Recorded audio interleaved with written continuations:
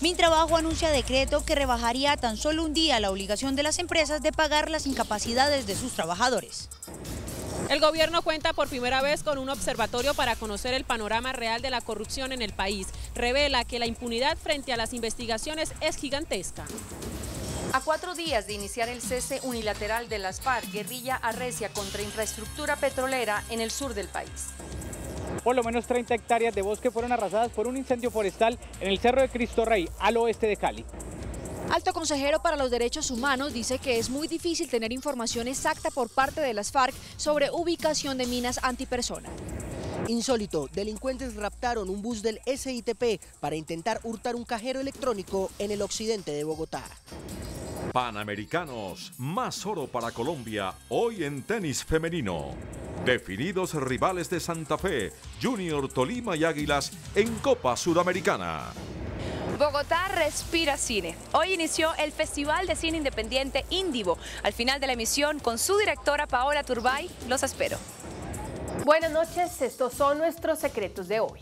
1. Pelea de gigantes por el control del gas en Colombia. 2. Acusan al procurador de predicar, pero no aplicar. 3. La Corte Constitucional le prepara recorderis al procurador. Tengo ñapa. Primer afrodescendiente a la Corte. 1, 2, 3 y la ñapa de color al cierre.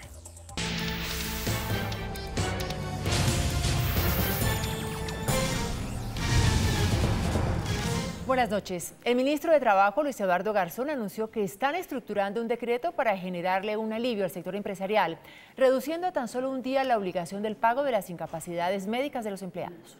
Una de las quejas recurrentes de las empresas es la remuneración de las incapacidades médicas de sus trabajadores, a sabiendas que le pagan a una EPS por un seguro de salud. El tema de los 3 días de incapacidad nos están generando un problema enorme porque hay un acumulado de incapacidades y nos toca por cuenta de los empresarios 3 días. Por eso la obligación se ha venido desmontando y ahora el gobierno alista un decreto para que el pago por parte del empresariado sea de tan solo el primer día de incapacidad. En el 2013 lo bajamos a 2 días y ahora estamos en el decreto para bajar de 2 a 1 para que el empresario solamente pague 1 porque hemos visto cómo sube ese indicador para que ustedes mejoren sus condiciones. El resto del tiempo no laborado lo tendrá que pagar la EPS a la que se está afiliada. Pero las EPS no pueden pagar eso. Además son sumas astronómicas.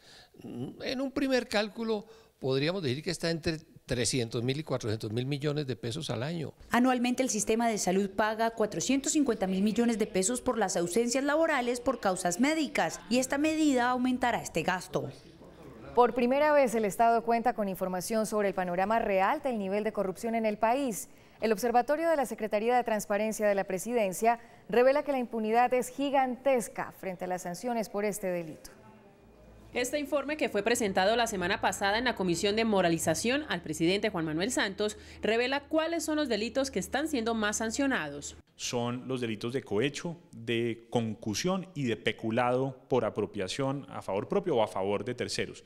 Desafortunadamente también tenemos unas estadísticas que nos muestran que delitos tan graves como el tráfico de influencias no están siendo investigados ni sancionados oportunamente por las autoridades. Dentro de este informe conocido por CMI, lo que le preocupa al gobierno es el nivel de impunidad que existe frente a las denuncias por posibles casos de corrupción. Hay algunos departamentos en los cuales la impunidad en las investigaciones de delitos contra la administración pública es gigantesca, como son los departamentos de Guajira, Córdoba y Chocó. El observatorio también muestra que solo hay registro de que un 2% del total de las multas impuestas contra contratistas desde el año 2008 han sido cancelado. El último año el valor de las sanciones fue de más de 1.000 millones de pesos y el registro solo aparece que fue cancelado 25.000 pesos no más.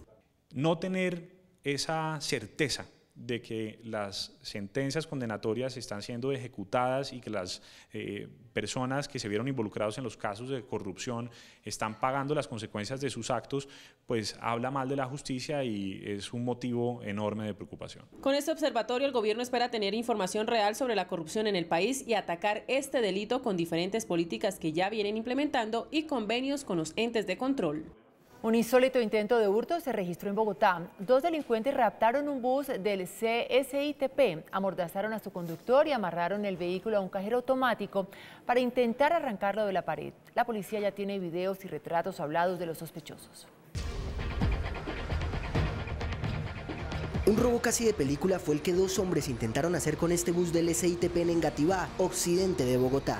2 personas que tenían uniformes del SITP pararon al conductor, él les abrió la puerta y ahí lo redujeron, lo amordazaron. En un video de seguridad se ve justo el momento en que el bus para frente al cajero. Y posteriormente intentaron con una guaya amarrar el cajero, jalarlo y llevárselo. Luego se ven algunos movimientos mientras amarraban la guaya al cajero para arrancarlo del lugar. Cuando se prende la alarma, los delincuentes huyen del sitio.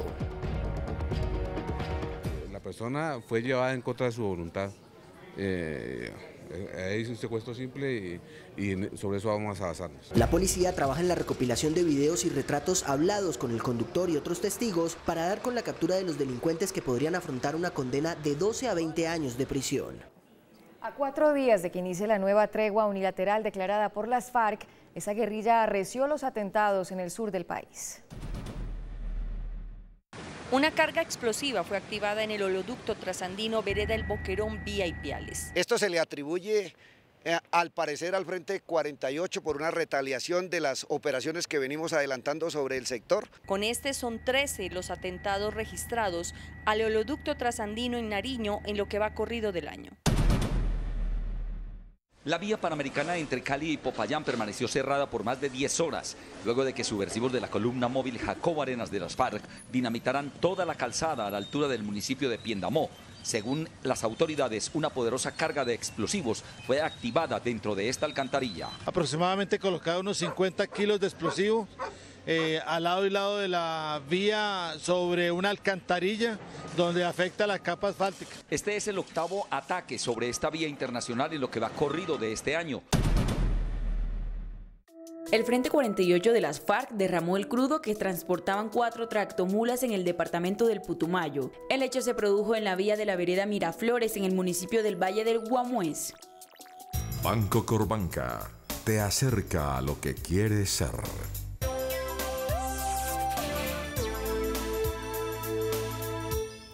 Un incendio en el Cerro de Cristo Rey al occidente de Cali consumió al menos 20 hectáreas de bosques. Los bomberos descubrieron la emergencia gracias a las cámaras de detección de incendios forestales ubicadas en la zona. Después de 5 horas y gracias al apoyo de la Fuerza Aérea, los bomberos lograron controlar la conflagración que no dejó personas lesionadas. Se investigan las causas del incendio.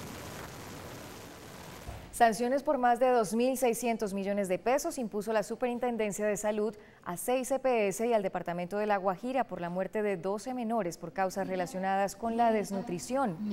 Según la entidad, la falta de programas preventivos, el no garantizar los servicios de salud a las comunidades indígenas y la ausencia de un esquema de vacunación completo incidieron en el fallecimiento de 12 niños de comunidades indígenas en ese departamento. La gobernación también fue sancionada. Los casos ocurrieron en 2013 y el superintendente Norman Julio Muñoz llegó hasta La Guajira para notificar a los responsables. La familia del soldado Wilson Martínez, quien murió durante el plan piloto de desminado que adelantan el gobierno y las FARC en Antioquia, pidió hoy que sean las propias FARC las que retiren estos mortales artefactos. El barrio Alfonso López, en el municipio de Magangué, Bolívar, está de luto. Uno de sus hijos ilustres era el soldado profesional Wilson Martínez Jaraba, de 37 años de edad, quien después de permanecer 14 en el ejército de Colombia, murió tras pisar una mina antipersonal en Briceño, Antioquia. Con sus hijas, muy bien su comportamiento, todo bien, quería mucho a sus hijas, amaba mucho a sus hijas. Ante el dolor por la pérdida de un ser querido y aprovechando el proceso conjunto de desminado que adelanta el ejército y las FARC, conocidos del soldado realizaron una propuesta al gobierno nacional. Que si la guerrilla, los señores de la FARC, enterraron esas minas, que sean ellos directamente los que se encarguen de desenterrarlas y así evitar que hijos ajenos sean los que paguen por las consecuencias de ello. Wilson Martínez murió cumpliendo su sueño de pertenecer a las fuerzas militares, se graduó con honores del curso antiexplosivo y el próximo 20 de julio recibiría otra condecoración por su buen desempeño. El soldado dejó 2 niñas de 7 y 4 años y su familia aún está a la espera del cuerpo. El alto consejero para los derechos humanos, Guillermo Rivera, asegura que es muy difícil tener información exacta por parte de las FARC sobre la ubicación de minas antipersonal. El alto funcionario señala que los guerrilleros fundamentalmente lo que están haciendo es entregar información sobre los sitios donde están las minas y también revelando las técnicas que se utilizaron al instalar estos artefactos explosivos. Es muy difícil tener la información exacta, porque puede ocurrir que quienes sembraron algunas minas o han sido dados de baja o se han desmovilizado o han sido capturados. También explica que la desactivación de las minas es una tarea compleja que requiere formación y para eso está el batallón de desminado. El presidente Juan Manuel Santos dijo que las elecciones del próximo 25 de octubre se llevarán a cabo en calma, gracias al cese unilateral declarado por las FARC. El presidente Juan Manuel Santos aseguró desde Cartagena que con el cese unilateral anunciado por las FARC, las elecciones regionales del 25 de octubre serán diferentes. ¿Qué implica esto para el proceso electoral que se avecina, el que tenemos enfrente? Que el proselitismo político y la jornada de elecciones se cumplirán, Dios mediante, en un entorno más tranquilo, en un entorno más seguro. También dijo que se busca romper el vínculo entre política y las armas, cambiando las balas por votos. Las declaraciones fueron entregadas por el presidente de la República en la clausura del encuentro de organismos electorales en Cartagena. El director ejecutivo de la Asociación de Universidades del país, Carlos Forero, aseguró que la medición de instituciones de educación superior que presentó ayer el gobierno ha creado confusión. Las universidades advierten que están de acuerdo con la evaluación de calidad que sirva para dar claridad y no para crear confusión. Yo reclamo, en forma naturalmente respetuosa, la necesidad de que el ministerio tenga de aclarar con los medios, que es el primer efecto, estos aspectos, su alcance, su dimensión, sus propósitos, porque lo que hemos hasta ahora causado me parece que es una confusión. Las universidades advierten que el nuevo modelo de medición no es ilegal, pero que tampoco puede reemplazar a los ya existentes sistemas de evaluación de las instituciones. No le pueden quitar a una universidad un registro calificado o una acreditación por una posición en un ranking. No, legalmente no habría el soporte. Estudiantes y profesores también controvierten la medición. Esto es una evidencia de cómo el gobierno se ha equivocado en una política de educación superior de calidad, de cómo la mala educación está siendo una política de Estado y eso se muestra en los resultados que tienen las universidades públicas actualmente. La deuda histórica que tiene el Estado colombiano con el profesorado y con la universidad pública. Entonces es impresionante la desventaja, la desigualdad y esa es la razón por la cual ese modelo es profundamente perverso. Las universidades consideran que deben ser más las variables que se utilicen para la medición que creó el gobierno. El presidente de la Agencia Nacional de Infraestructura, Luis Fernando Andrade, reveló que con el programa de vías de cuarta generación se van a recaudar 60 billones de pesos durante 25 años. El presidente de la ANI explicó que con un recaudo de 60 billones de pesos, la nación recuperará la inversión en el programa de vías de cuarta generación. Los impuestos que genera la construcción, más los impuestos que genera la operación de la vía, compensan los aportes que hace la nación. Andrade señaló que durante la etapa de construcción, el IVA que se paga sobre los materiales es el recaudo más significativo, mientras que en la etapa operativa es el de renta y el CRE, que pagarán las concesiones. En realidad son gratis, porque aunque el gobierno tiene que hacer unos aportes para hacerlo viable, los constructores pagan impuestos y la actividad económica que se genera también genera impuestos y al final del día más o menos compensa. Para el funcionario, las vías de cuarta generación están exentas de los impactos que pueda generar la desaceleración de la economía. El Consejo de Política Fiscal aprobó recursos por 1.7 billones de pesos para proyectos a cargo del Instituto Nacional de Vías, INVÍAS. Se trata de 6 proyectos a cargo del Instituto Nacional de Vías que recibieron el aval del Consejo Superior de Política Fiscal CONFIS para el desembolso de 1.7 billones de pesos para el desarrollo del programa Vías para la Equidad. De acuerdo con el Ministerio de Hacienda y Crédito Público, estos recursos son aportados por la Nación y se distribuirán entre el 2016 y el 2019. La cartera de Finanzas Públicas resaltó que los recursos son necesarios para el desarrollo de este programa de infraestructura vial, aportando el fortalecimiento de la conectividad regional y la red nacional a través de las metas físicas de construcción como 100.82 kilómetros de pavimentación. Según la Asociación Nacional de Instituciones Financieras, la esperanza de vida en Colombia aumentó de 70 a 75 años. Esto implicaría un aumento en el gasto de salud para el país. Hoy en día la población colombiana vive más, según la ANIF, por avances en salud y servicios básicos. El saneamiento en salud básica, aguas, vacunas, están dando un buen resultado para Colombia. La población tendrá derecho a un mayor número de servicios médicos. Se acaba de universalizar el servicio de salud y de homologar al alza la calidad de los servicios. Por eso implicaría un mayor gasto en salud de casi 8 billones de pesos. Colombia está bordeando 7 puntos del PIB. Como van las cosas, a la vuelta de 2-3 años estaremos en 9 puntos del PIB. El gremio cree que los recursos deberían ser aportados por el Estado y no por los ciudadanos, que entre salud, pensión y gastos del hogar ya tienen comprometido el 50% de sus ingresos.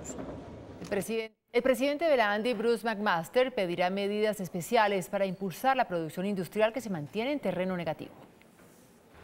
Tras la caída de la producción industrial de 3.9%, los empresarios pedirán medidas especiales para el sector. De acuerdo con la ANDI, no se observa una recuperación en el corto plazo y el llamado PIPE está concentrado solo en la infraestructura. Es un PIPE que está un poco más concentrado, sí sabemos, en el sector construcción que en el sector industria. Nosotros, de hecho, por eso hemos venido hablando de la posibilidad de que haya unas medidas especiales para reactivación industrial. Para el dirigente, la situación es preocupante, ya que la caída se presenta tanto en la industria de hidrocarburos como en otros sectores. Porque no fue solamente la industria de hidrocarburos, también hay industrias como la industria inclusive de bebidas, que eso es una sorpresa grande que se haya venido presentando. Se espera que el alza del dólar sea un estímulo para la recuperación. El principal índice de la Bolsa de Valores de Colombia cerró la jornada al alza. El índice de capitalización de la Bolsa de Valores de Colombia subió 0,16% a 1.326 puntos. La acción que más subió fue la de Pacific Rubiales, con una valorización de 10,67% a 8.300 pesos. La acción que más cayó fue la de Celsia, con una pérdida de 1,48% a 4.330 pesos. La acción más transada de la jornada fue la del Grupo Suramericana, al movilizar más de 94.000 millones de pesos. Y sigue imparable el alza en el precio del dólar. La divisa ganó hoy otros 14 pesos. Indicadores económicos del día, SMI. El precio del dólar subió alrededor de 14 pesos, cotizándose a 2.727 pesos en la jornada de este jueves. Los expertos consideran que los inversionistas están retornando a la economía de Estados Unidos ante la incertidumbre internacional. A los mercados internacionales que buscan refugio en Estados Unidos, que es la economía más segura, la más confiable en este momento, y hace que salgan de estos países que tienen algunos problemas. De esta manera, la tasa representativa del mercado, que regirá para mañana viernes, será de 2.727 pesos con 23 centavos. Los profesionales del cambio compran la divisa en 2.540 y la venden en 2.580 pesos. Un euro cuesta 2.964 pesos. La libra de café en Nueva York se cotizó $1 con 28 centavos. El azúcar se transó en 12,27 centavos de dólar la libra. El barril de petróleo WTI se cotizó en $51 con 6 centavos. Una acción de Ecopetrol cuesta 1.630 pesos. 2 tiroteos en Estados Unidos, la detención en España de una colombiana que abandonó a su bebé en la basura y la investigación contra el expresidente Lula da Silva por presunto tráfico de influencias ocuparon los principales titulares en el planeta. A continuación, una síntesis de las principales noticias del mundo. Conmoción en Estados Unidos por 2 tiroteos registrados en una sede militar del estado de Tennessee, que dejan al menos 4 militares muertos y 3 heridos. El autor, que habría actuado solo, fue abatido por la policía. La policía española detuvo a una colombiana por haber dejado abandonado a su bebé de tan solo 10 días de nacido en un contenedor de basuras de la capital Madrid. El pequeño, que fue encontrado por 2 guardias y estaba metido en una maleta, se encuentra ingresado en un hospital y está fuera de peligro.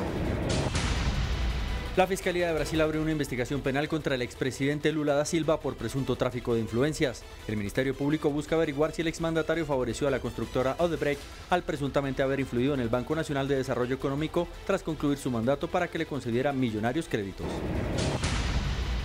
Uno de los 7 dirigentes de la FIFA detenidos en Suiza fue extraditado a Estados Unidos. Se desconoce cuál de los altos cargos de la máxima instancia del fútbol fue enviado a Nueva York, aunque el diario The Wall Street Journal señala que se trata de Jeffrey Webb, vicepresidente del organismo y de la CONCACAF.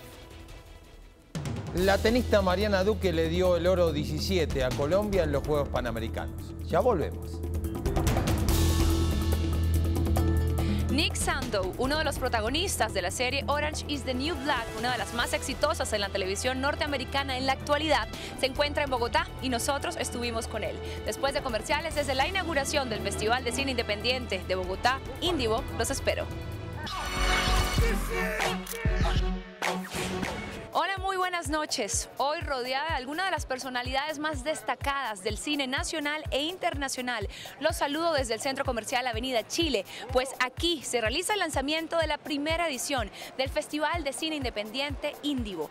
Su directora, Paola Turbay, se ha impuesto la tarea de traer a la capital un espacio para las películas de producción independiente. Y hoy se cristaliza ese sueño. La noche se viste de gala para darle la bienvenida a Indivo, con cerca de 100 películas, algunas premiadas en festivales como Tribeca y Sundance. Pero en Bogotá sí hacía falta un festival importante que pudiera traer gente de todas partes del mundo y que pudiera permitir a los colombianos estar expuestos a lo mejor de lo mejor. Entonces ahí arrancamos a trabajar. Eso es una parte. La parte académica también es importantísima, que vamos a estar en la Javeriana y en la Tadeo, en donde vamos a tener conferencistas que han sido ganadores de premio Oscar, que han sido ganadores de los festivales este año. Por ejemplo, de Sundance tenemos a Sean Baker, tenemos a Warrington Hudlin, tenemos a Michael Hausman, tenemos a Noni de la Peña, tenemos un montón de gente súper interesante. Uno de los invitados es Nick Sandow, el famoso Joey Caputo, en la afamada serie Orange is the New Black, que llega en su faceta de escritor y director con la película The Wannabe, que se desarrolla en Nueva York en 1992 y cuenta la historia de una pareja que se propone entrar al crimen organizado, entrando a la mafia. La ganadora del Oscar, Patricia Arquette, y Vincent Piazza son los protagonistas de la cinta y Martin Scorsese es el productor ejecutivo. I grew up in an Italian neighborhood in the Bronx, so I grew up around that world. And the lead character, he's a cinephile, so he's in love with movies, and he's in love with gangster films. So the line of fantasy and reality sort of start to mix for him. No pudimos dejar de preguntarle por Joey Caputo, el personaje que interpreta en una de las series más vistas en la actualidad en la televisión norteamericana. It's making me very happy, and I'm learning a ton, you know, just being on set and, you know, reading these incredible scripts and, you know, growing as an actor inside this role. I mean, the heavens, you know, have opened. Estrellas y talentos que llegan a Bogotá para una primera gran edición de Indivo. Serie Juego de Tronos se convirtió en la producción con mayor cantidad de nominaciones a los premios Emmy este año. Y la serie en la que actúa nuestra colombiana Sofía Vergara, Modern Family, alcanzó una nominación. Con 24 nominaciones, Juego de Tronos encabeza la lista de candidatos a los premios Emmy. Nuevamente pelea por la categoría la mejor serie de drama, con otras como Orange is the New Black y House of Cards.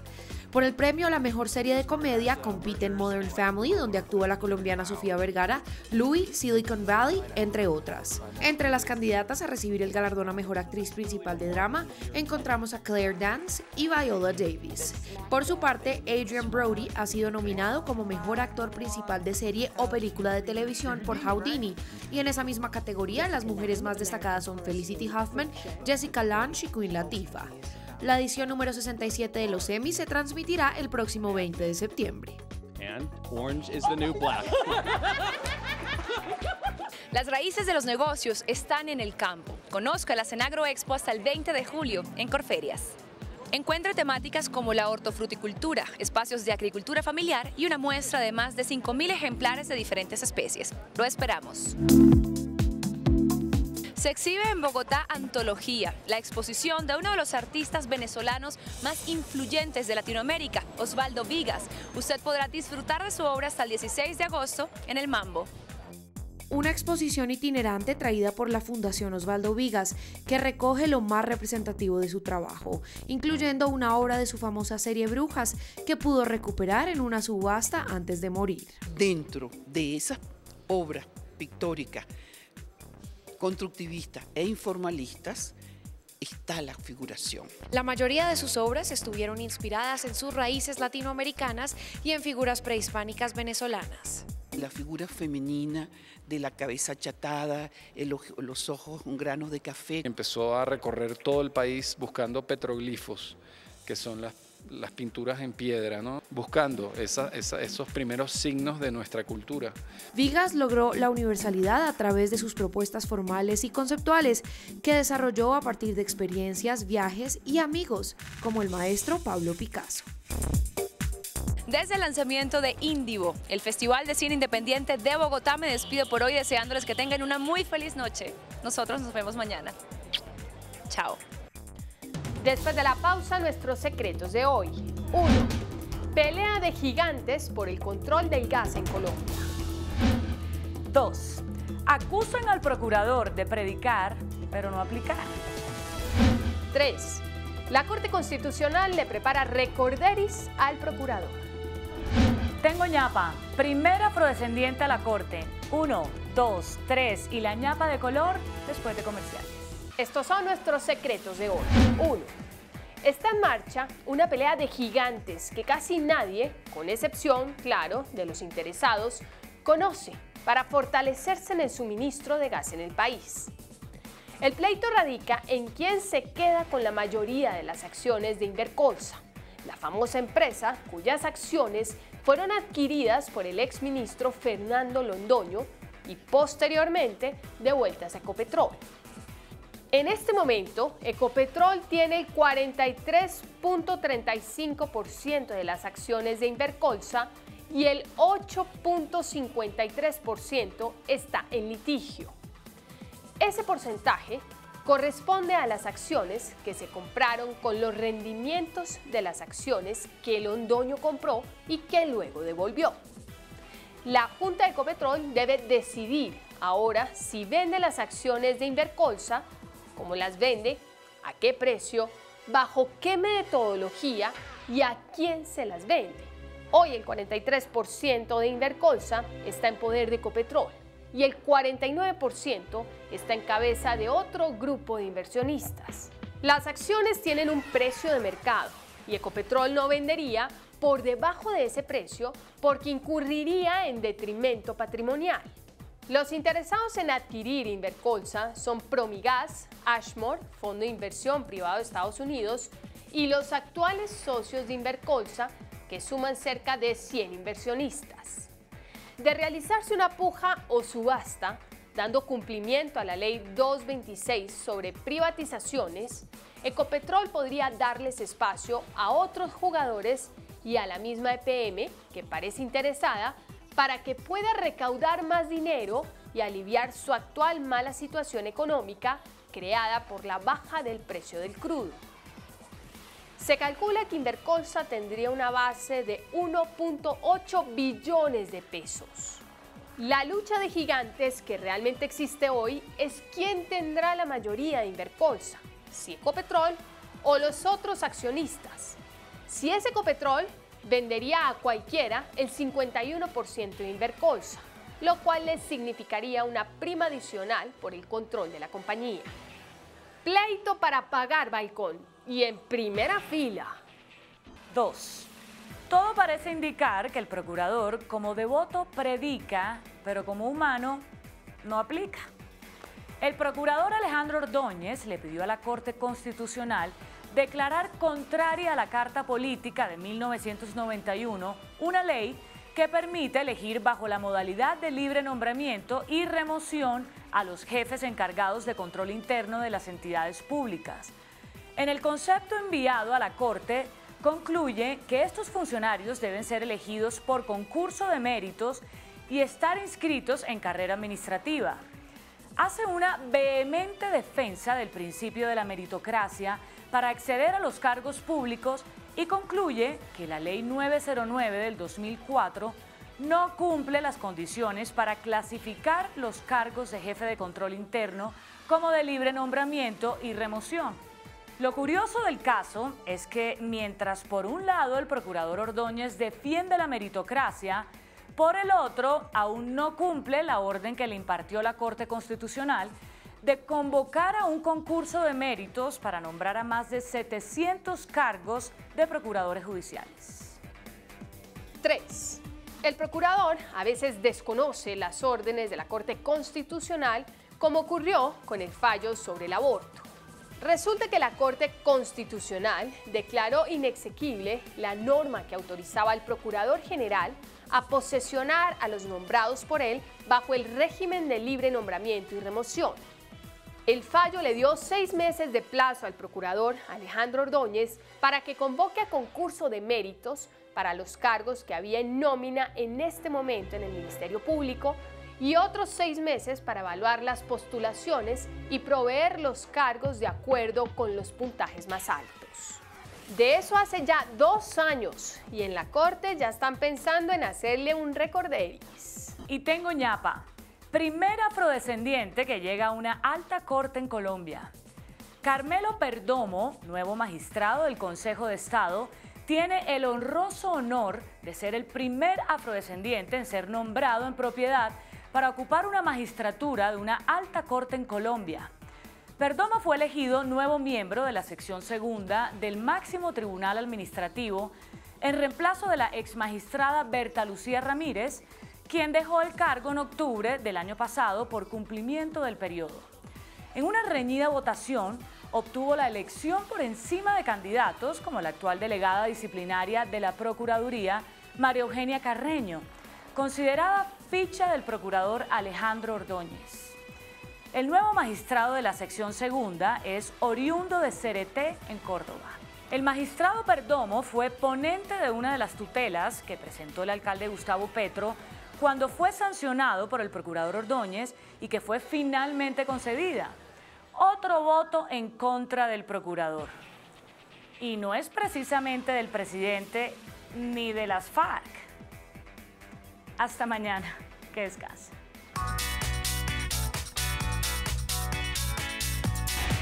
Después de la entrevista en Pregunta Yamit con Roy Barreras, presidente del partido de la U, está de acuerdo con el proyecto que otorga a las parejas homosexuales los mismos derechos que tienen las parejas heterosexuales, incluyendo la adopción. Sí, 27%. No, 73%.